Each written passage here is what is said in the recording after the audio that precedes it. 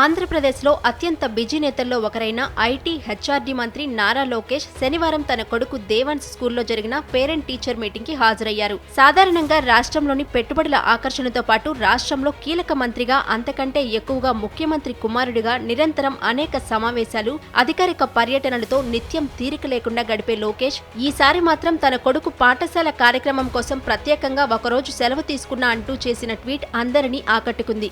ఇవే జీవితాన్ని అర్థవంతం చేసే క్షణాలు అంటూ లోకేష్ ట్వీట్ చేశారు. ఇది కేవలం సాధారణ వార్త కాదు, ఒక మంత్రి సెలవు తీసుకున్న వార్త. ఓ తండ్రి తన కొడుకు పట్ల చూపిన అనురాగానికి గుర్తుగా నిలిచే వార్త. తన అధికారిక ట్విట్టర్లో లోకేష్ ఇలా పోస్ట్ చేశారు. ఈ రోజు దేవాన్ష్ కి స్కూల్లో పేరెంట్ టీచర్ మీటింగ్ ఉంది. ఆ సందర్భం కోసం సెలవు తీసుకున్నా.